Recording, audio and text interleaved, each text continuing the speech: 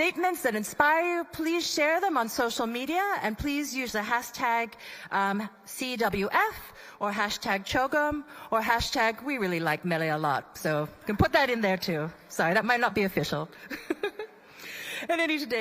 Today we have an exciting panel session that will be discussing how, under the leadership of the Pacific Islands Forum, governments in the Pacific are working together with the Council of Regional Organizations of the Pacific, or CROP as we know, to ensure coherence and alignment on our efforts to advance gender equality and the empowerment of women and girls. These efforts build on the 2050 strategy for the Blue Pacific continent, which was endorsed by Pacific leaders in 2023, and sets out the long-term vision, goals, anticipated outcomes, and regional collective actions for the Pacific, and to achieve those long-term visions. To advance gender equality, Pacific leaders also adopted the revitalized Pacific Leaders Gender Equality Declaration with the support of CROP agencies, civil society, and UN partners.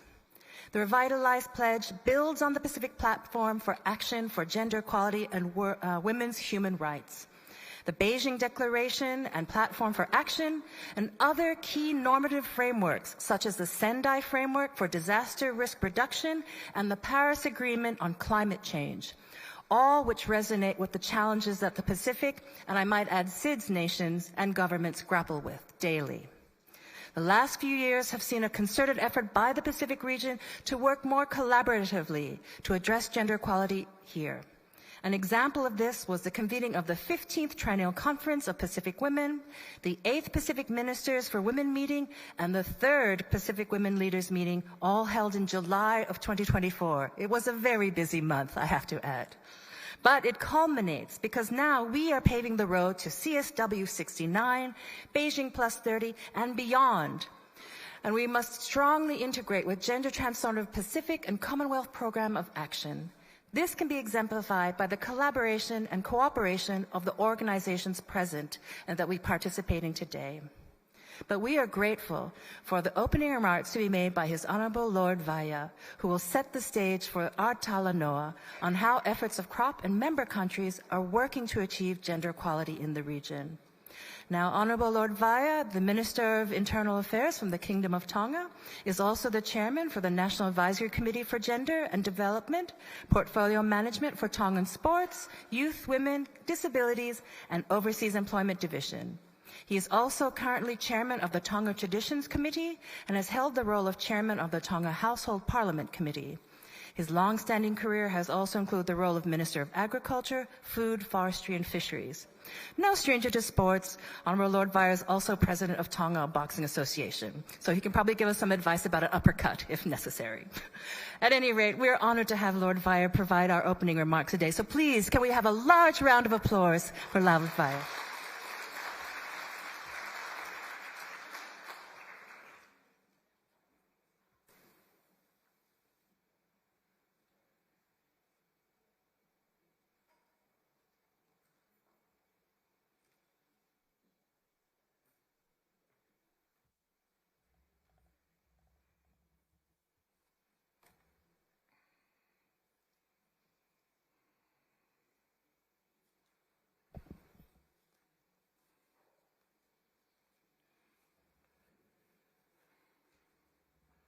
The Prime Minister of the Independent State of Samoa, Honourable Hiame Mataafa, the Secretary General for the Commonwealth, Right Honourable Baroness Patricia Scotland,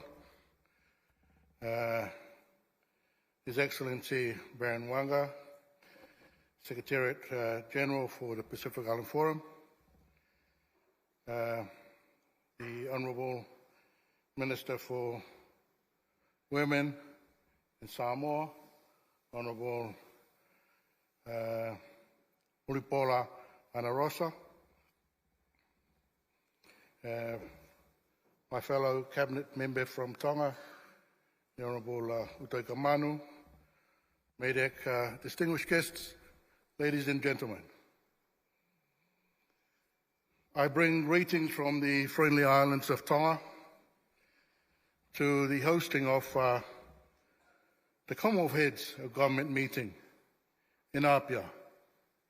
And this in itself is a great revelation, not only for the Commonwealth countries, but also the Pacific Island countries, that we share this momentous occasion, and that the Prime Minister of Samoa is also a paramount chief, but also a female Prime Minister of the Pacific. And in this endorses the Commonwealth Women's Forum Pacific Leadership for Gender Equality and Women's Empowerment.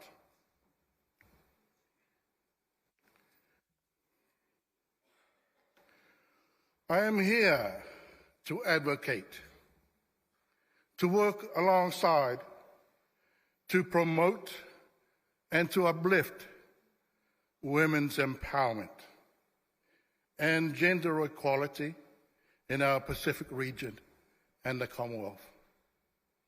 I take this opportunity to congratulate the Independent Government of Samoa and the Commonwealth Secretariat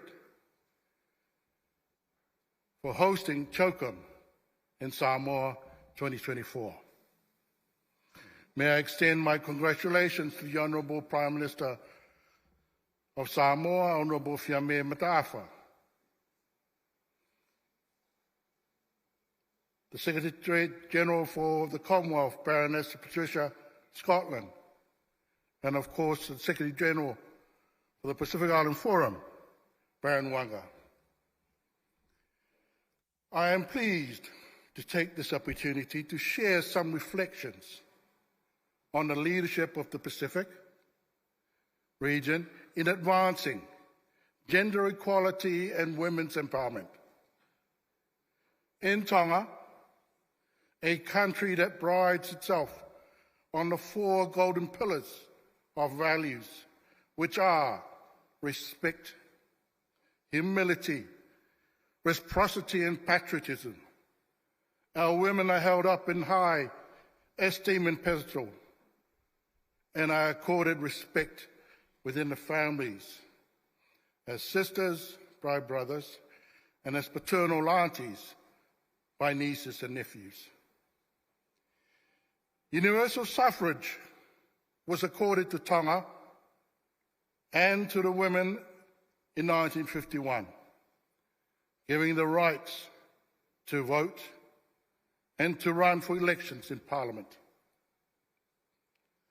Today in Tonga, women's leadership in Parliament and in Cabinet is still challengeable. However, there are progress in local governments from 2004 until 2014. There has been a steady increase in women candidacies as well as elected officials, which have risen in 2022, 2023 to over 5% of women in a role that is considered predominantly male. The Youth and Women's Practice Parliament platform has continued to grow from strength to strength in empowering women and youth into political leadership in Tonga. This year, 2024, across the Pacific region, our nations have continued the onward stride to project the voices of our people at A, the 68th session of the Commission on the Status of Women, B, the Gender Equality Forum at the 4th International Conference on Small Island Developing States, C, the 15th Triennial Conference of Pacific Women, D, the 8th Pacific Ministers for Women meeting, E, the 3rd Pacific Island Forum Women's Leaders meeting, F, the Commonwealth Women's Forum. G, the upcoming Asia Pacific Ministerial Meeting on the Peaching Plus 30 Review. And H, the upcoming 29th session of the Conference of the Parties to the UN Framework Convention on Climate Change.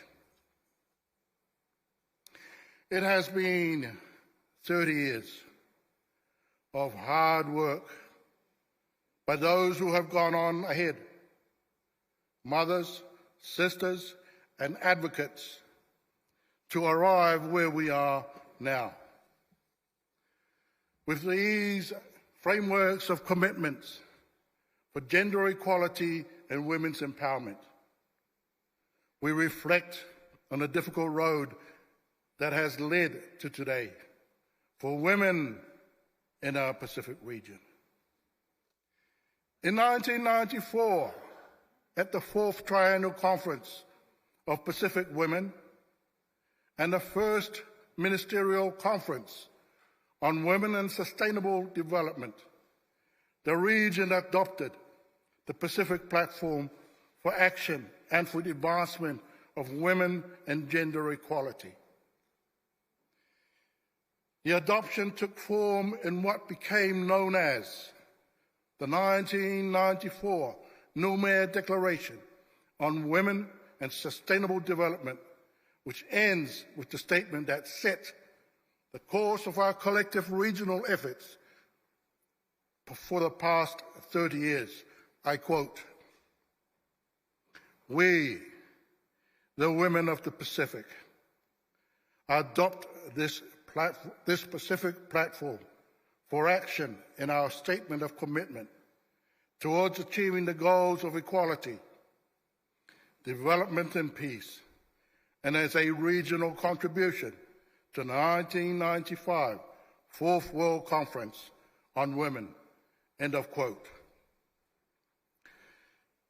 Adopted a year ahead of the Peaching Platform for Action, the Pacific Platform for Action was the first regional instrument for promoting gender equality and the regional blueprint to advance women's human rights.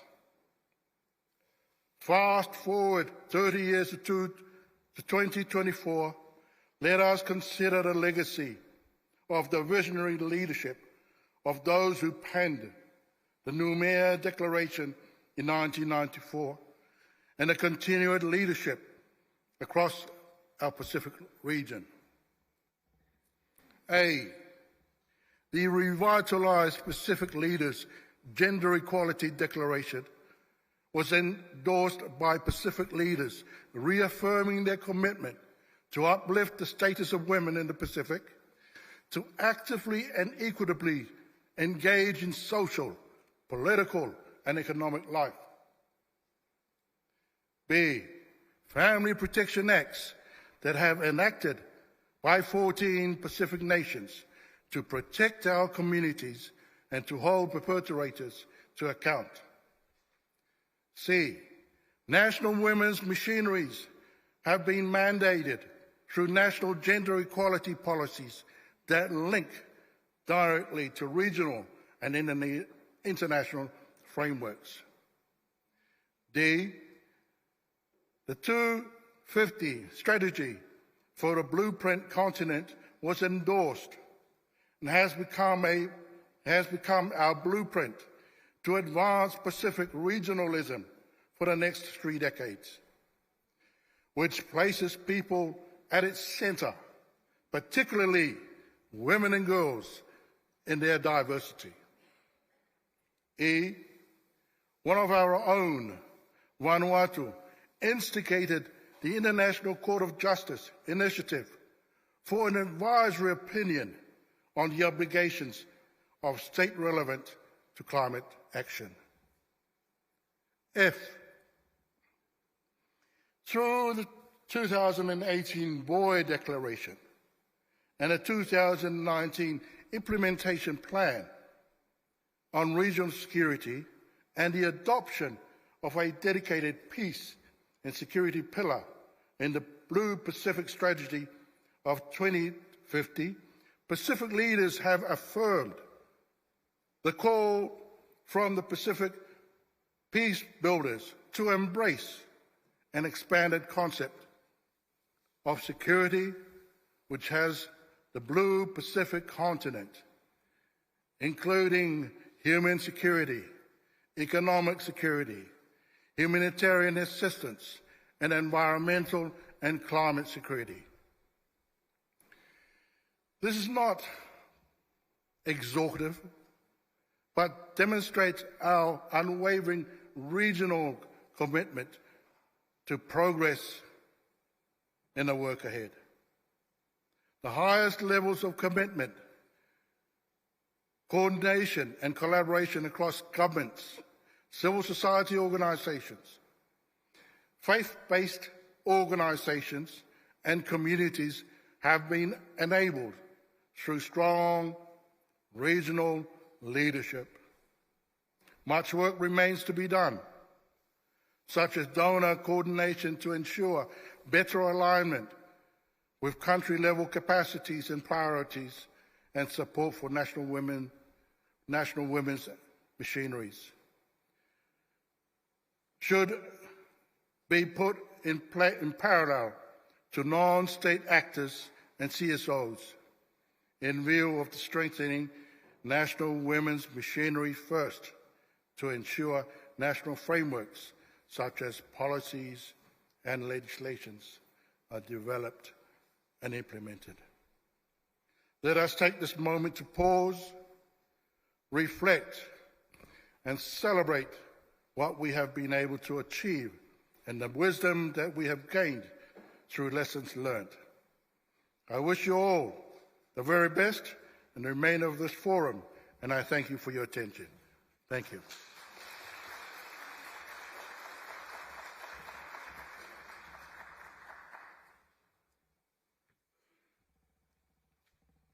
Thank you so much, Lord Vaya, for not only those thoughtful but historical reminders that we stand on the shoulders of many brave women and men over the last 3 decades, some of them who are still here in this room, though I won't reveal your age, and we're grateful for that reminder as well. At any rate, can I please invite the panelists to come forward to the stage? While we're waiting for our panelists to come, I'll explain a little bit for those who are not from the Pacific. We use the term talanoa, and this is in reference to discussion and the way that we share our heartfelt thoughts.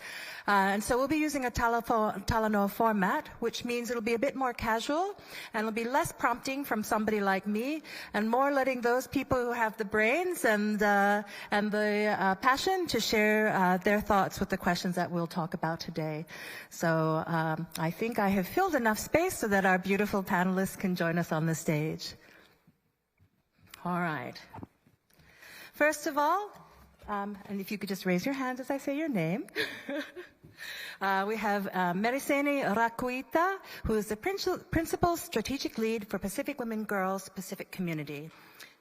Please, a round of applause.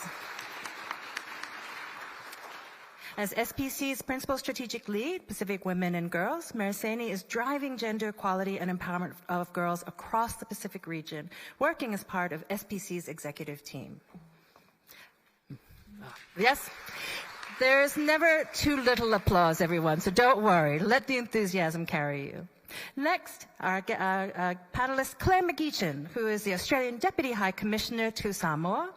As Australia's Deputy High Commissioner to Samoa, Ms. McGeechan has overseen Australia's development partnership with Samoa since January 2023. A career diplomat, she's enjoyed a previous posting to Papua New Guinea and worked across development, policy, consular, and communication roles across Australia's Department of Foreign Affairs and Trade. Her interests, experience, and passions are anchored here in the Blue Pacific. Please give her a round of applause. Our next panelist is Easter Chu Sing, Deputy Director General of the Secretariat of the Pacific Regional Environment Program, or SPREP, as more commonly known. Yes, there's already, I hear some applause from the audience. She is the Deputy Director General of SPREP, the premier intergovernmental agency for the Pacific environment based in Samoa. She's a daughter of Samoa and the first woman to hold an executive level position at SPREP. Ms. Chusi, yes, please.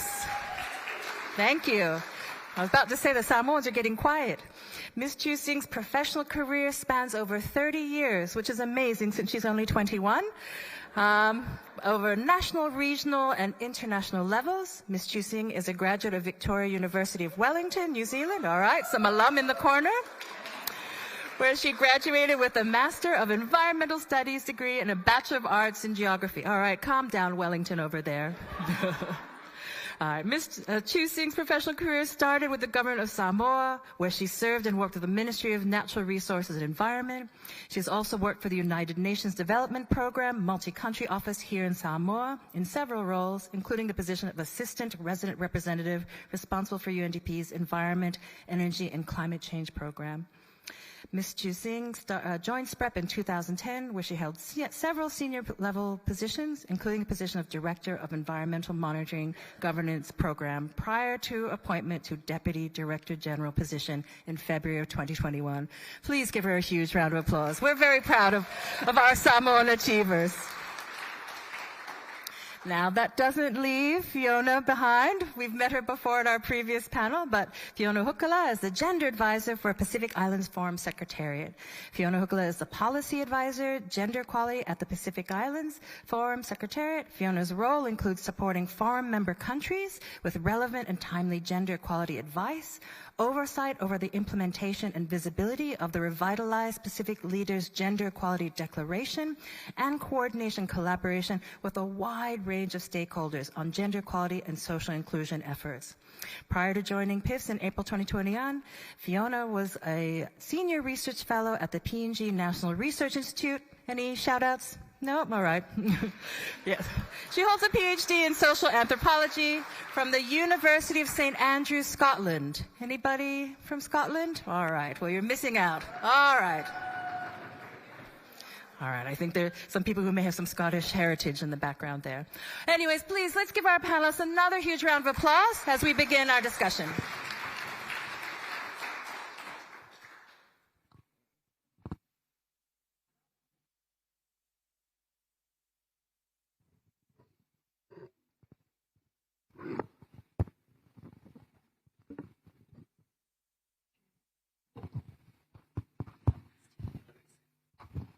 Sorry, everyone. Even though I'm a really great a moderator, I'm terrible with IT. So thank you for the assistance.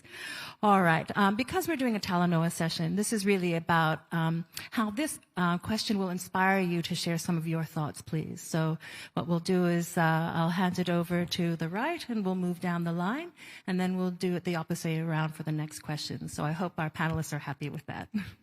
And so our first question is this. What value does a regional approach to gender equality bring? And I hope it's a good one. And please share some examples from the that have inspired and made huge transformation that you're proud to share with the rest of us, please. Mobilizing for gender equality from a regional approach has a lot of value. And when we talk about a regional approach in the context of the Pacific, it's about relationships, strengthening relationships across our member countries, and just building upon what we have already, our cultures, religion, and in the context of Fiji, even sports, things that bring us together. And particularly when we're talking about gender equality as an issue, something we've been grappling with for decades. And as the Honorable Lord Vaea has said, as a region, before the world mobilized in Beijing in 1995, we mobilized as a region, as a Pacific region, in 1994 through the Pacific Platform for Action. 1994, 2024, we're still talking about the same issues. So yes, regionally mobilizing for an issue that is so important to development in our region is key. And having leaders that come up with a political declaration that speaks to political will, we have that in the Pacific. But then it also requires implementation at ground level. And that's where I guess we come in as a panel. and also with our development partners across the region. So when we think about our developmental challenges in the Pacific, talk about climate change, for example, mobilizing as a region because of the common challenges that we face, and also the opportunities that we have as a collective, and really just optimizing on those opportunities becomes a really critical agenda for us. I'll leave it at that, pass this mic down the line, and wait for the next question.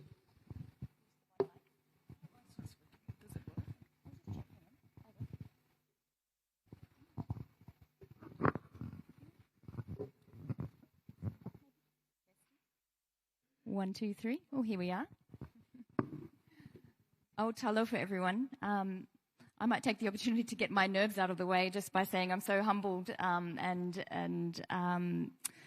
as I said, a little nervous to be here amongst such esteemed women leaders and male advocates too. So a big whawhatai tele lava for having me here today.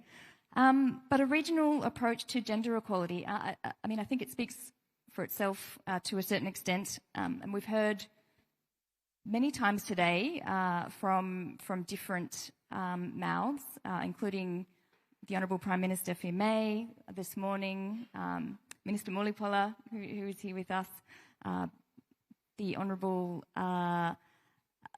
Commonwealth Secretary General as well, that really we're stronger when we work together, and a regional approach really speaks to that. Of course, no one size fits all, but we can learn from one another and share our stories and our successes and our challenges. And when we do that, we progress. I guess I'd just highlight here as well, if we're talking about successes in terms of regional approaches, I'd go right to the top of how this is working in the Pacific and talk about the success and centrality of the Pacific Islands Forum, and how united the Pacific is under that forum. And of course, the organisations that work to that. I think that is a success in itself in bringing the region together with its collective objectives, with gender equality being central to that. I'll leave it at that for this first section. Thank you, Mele. Thank you. Honourable Ministers, Excellencies, delegates. It's an honour to be here and to be part of this panel. Thank you, Papali'i, for the invitation over the weekend. But I think it's important that we also are here as the regional environment organisation for the Pacific spread, as you know. Just to add to what's been shared by my sisters here, I think for us in the Pacific, our strength is really in us as Pacific standing together as one Pacific. And particularly when we talk about climate change and the intersection between gender and climate change. And one of the things that we've been doing successfully over the past years is for the crop agencies to come together as one crop family, providing the support, the advice, and the assistance to our member countries, to who are parties to UNFCCC. At every COP meeting, we are there as one crop family, supporting our Pacific parties and delegations to COP, speaking as one Pacific voice and amplifying our voices at COP negotiations processes. Because when you've been to a COP meeting, I've heard many stories from colleagues who have attended COP meetings. It's a very intense process. So it needs everyone to work together collaboratively, share information, because we need the information to tell our stories, to let the world know about the situation that we are facing in terms of the impact of climate change, not only in terms of impacts in our own island countries, but also the impacts on women, girls, men, and boys. So, that's one of the things that for me as a crop agency and SPREP as a crop agency, that we very much appreciate that collaborative approach that we take as one region. Thank you.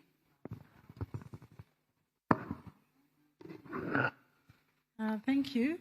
So I think in terms of a regional approach and what benefits or what is positive about the way we work in the Pacific is, and I think Merisani said it correctly, relationships and connections. So I've only been in this role for three years, and I was tasked to do the consultations for the revitalized Pacific Leaders Gender Equality Declaration. We went to 16 of our member countries and consulted with our 2 territories online. And that is the strength of relationships. I'm from Papua New Guinea. Every country that I went to, somebody had some connection, whether it was a relative, the missionary connection. And it's those kinds of things that really bring us together as Pacific people. For me, it makes it really great privilege and honor to work for our member countries, but it also brings us as CROP together. We are sister agencies, SPC, SPREP, FFA, USB, and it's important that we build on those relationships to continue to work and serve our people, especially in this space of addressing gender equality. Malo, thank you so much. And it's wonderful to re-emphasize that the Pacific Way has been a way of uniting and amplifying voices and having a greater impact. So while we have been talking about collaboration, I'm going to ask you to single yourselves out and to please share a key gender equality work that your organization leads and the approaches that your organization has taken to work collaboratively with another crop agency, or civil society. But we'd love to learn more about that specific work, please. Thank you, Mele. At SPC, we have a 2-pronged approach to addressing gender equality. Gender equality is one of 4 flagships for SPC. Gender equality, there's oceans, climate change, and food systems. So it's really recognizing that gender equality does not exist in a silo. It cuts across every sectoral issue that we deal with as an organization. So as a first approach, we look at ourselves as an organization, as the institution, our policies, our processes, to ensure that they are gender sensitive. We're talking about 800 regional servants that serve our member countries and territories. We need to ensure as an organization that when we are going out and serving our members, that we are very aware of the nuances, the differences that exist, the power relations that exist between men and women, boys and girls, to ensure that our programs are gender sensitive. So to do that, we carry out internal training, Gender 101, basically, starting from that, having domestic violence policies, recognizing that as employees, you can come to work being a survivor of domestic violence in the home space. So what's our responsibility as an employer? Now, the second approach that we take is an outward-looking approach. How do we mainstream gender into all the sectoral work that we're dealing with as an organization, whether it's in geo resources, energy, maritime, and the list goes on. So how do we impactfully mainstream gender into these divisions that go out and serve our members? And then we take it up another level to crop agencies. How can we, as SPC, having a mandate on gender equality, on human rights and social development, and the investment that comes with that, how do we ensure that our crop agencies are similarly fitted with the right capacities to do that work? And recognizing that SPC carries an investment from the Australian government through the Pacific Women Lead program, we've been able to help crop agencies in that respect, collaborating very powerfully with the PIFs, for example, FFA and SPREP, to really just leverage gender equality at that level as well. I'll leave it at that. Well, for Australia, gender equality really sits at the heart of our international engagement. It sits at the heart of our international development policy. It sits at the heart of our development partnership here in Samoa.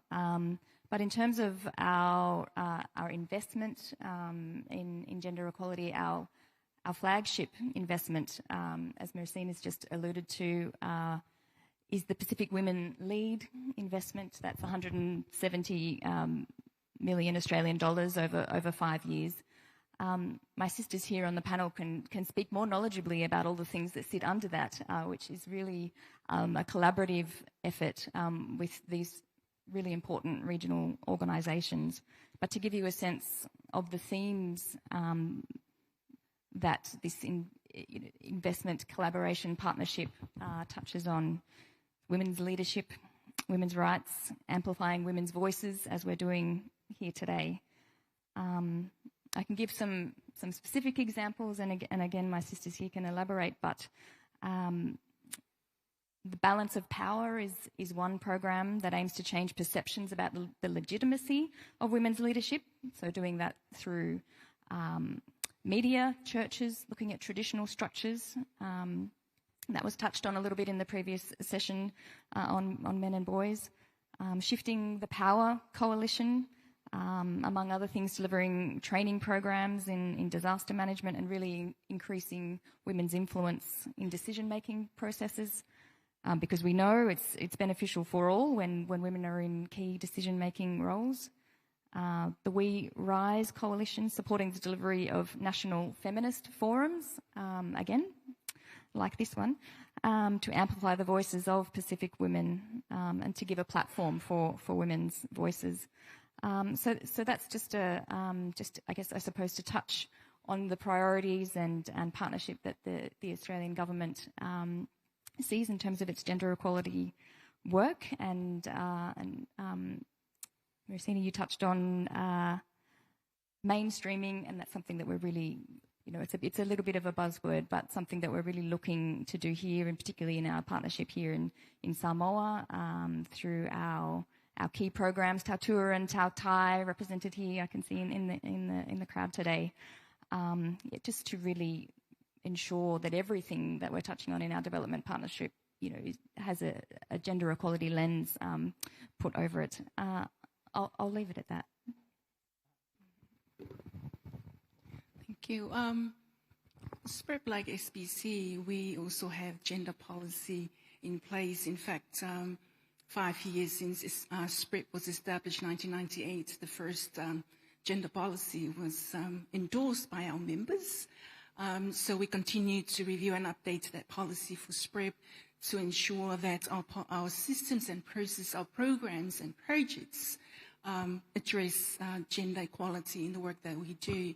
But we also recognize there's still a lot more work that we need to do. And, this whole week we've been talking about climate change and impacts of climate change. Of course, today, gender and climate change. But for us, the challenge is that resources is a constraint for us. We don't have dedicated funding to support specifically work on gender, for example. It's integrated as part of our other work that we do on climate change resilience, on biodiversity conservation, waste management, pollution, and environmental governance. So to allow us or to enable us to do more work, we have to look around and see, okay, where are the resources available? And so we didn't have to look far. We just had to look to our sister agencies. So a year ago, I was introduced to Mersine at the SBC CRGA in Noumea, Caledonia last year. And so I was told that Mersine, she's the lead on the Women Leadership Program at SBC. So we had a meeting. I said, Mersine, we need your help. You are a bigger sister to us.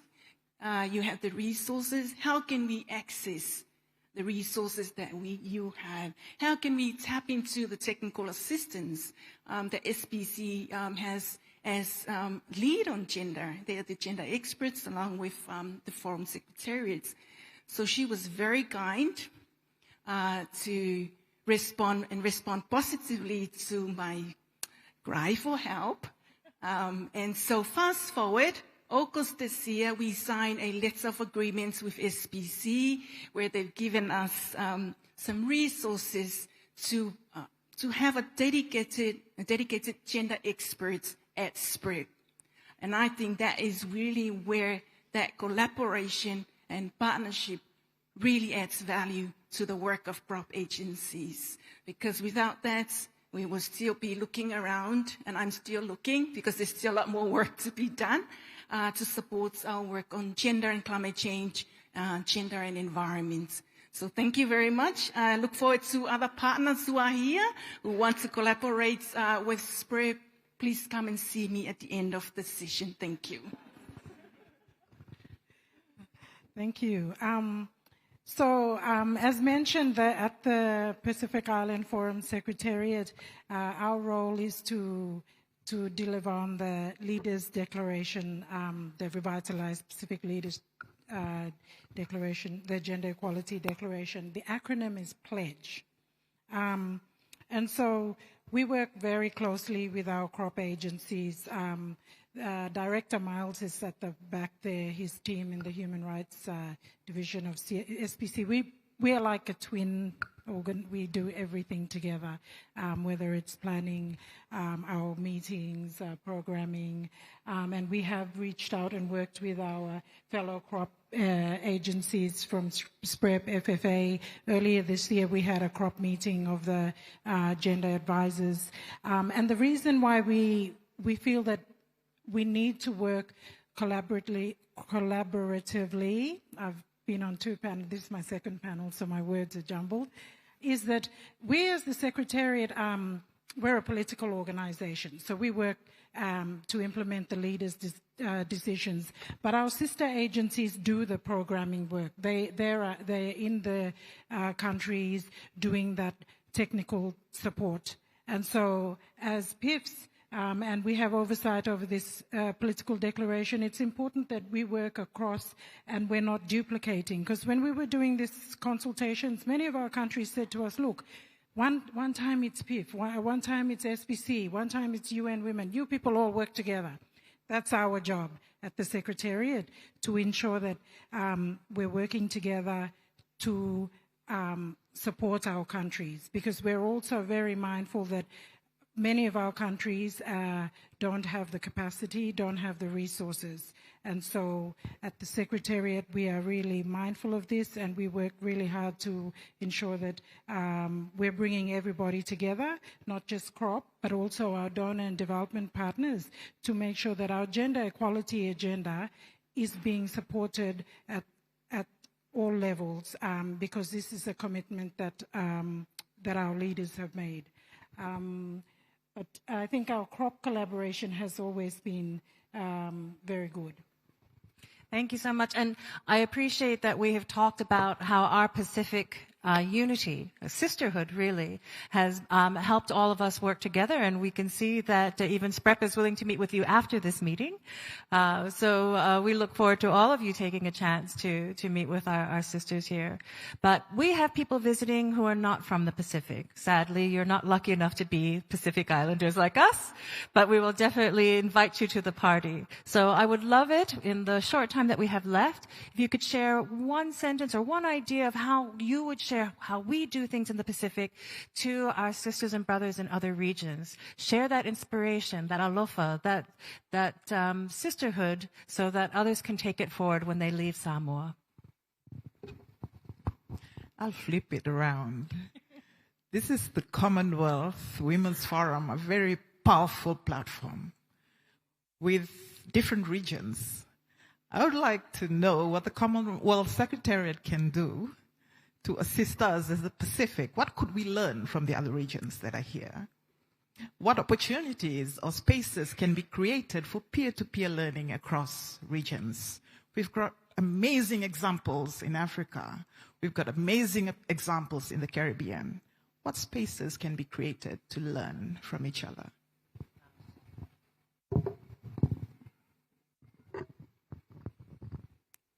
I was going to take it on a personal level first. I think what I've learned from my Samoan Nainga, the Samoan colleagues that I've had the privilege to work alongside is how you can be a strong and progressive and modern woman whilst still holding on to the traditional values that are so unique and special, and the fabric of society here in Samoa.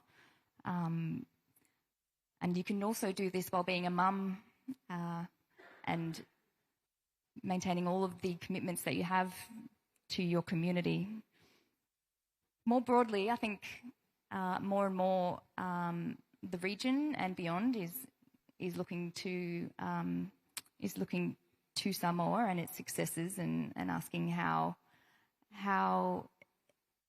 this is happening. What has struck me since arriving here in Samoa is just how dominant and successful Samoan women are across all sectors, private, public, academia. In fact, in the Gender and Environment Survey report that the Minister launched this morning, I'll have to read the stat out, but I noted there was a new stat that I hadn't seen. For every 13.3 women attending university in Samoa, there are 10 men doing the same. And that's something that has struck me at many of the university graduations that I've been to, is just how successful Samoan women are in academia. I think a big part of that is the strong foundation of national policies and strategies that sit at the heart of the Ministry of Women here, and a big congratulations to the Ministry while I've got the floor on the event today. Look, there's a lot I think that the region and can learn from, and beyond can learn from, well, the broader globe can learn from the region, and the region from Samoa in particular. But I'll leave it there. Mm-hmm.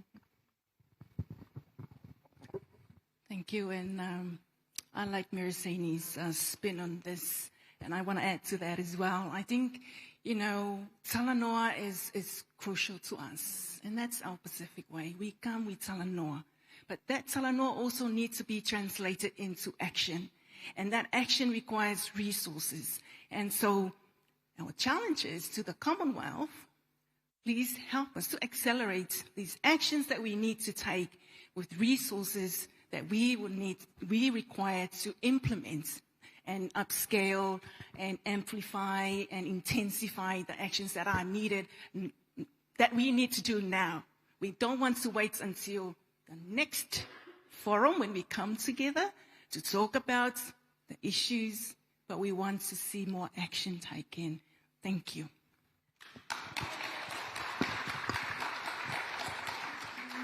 I think I'll just follow on from what Claire said. I think other regions can learn from the Pacific in the way that, especially us as Pacific women, can navigate this duality of existence. So most of us are raised in traditional societies, in our villages or in our cultural setting, and then we have the added layer of faith. But this country, again, is a great example of where you have very strong women, and across this region we have strong women who are rooted in our customs and our culture, but also very, very well educated. And that's what I mean by duality of existence. And we manage to navigate through all of this to work for our families, for our communities, for our people. And I think this is something that we as a region should be very proud of, and it's something that other regions can learn and take from how we do things here in the Pacific. Malo. Well, I think to summarize, we know sisterhood, collaboration, resources, and knowledge sharing. So there's been a call to action to the Commonwealth to make sure that not only can we share the successes and the lessons learned from the Pacific, but we want to learn as well from the other Commonwealth regions, because we know that's how you extend the sisterhood. So please give our panelists a huge round of applause. Please make a chance to meet them after this discussion panel so you can share more ideas.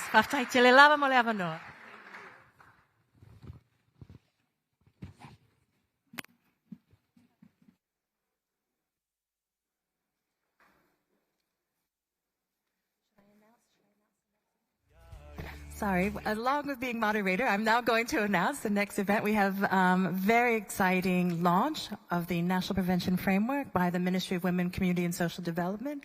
So I'll hand it over now to our CEO, Loao, to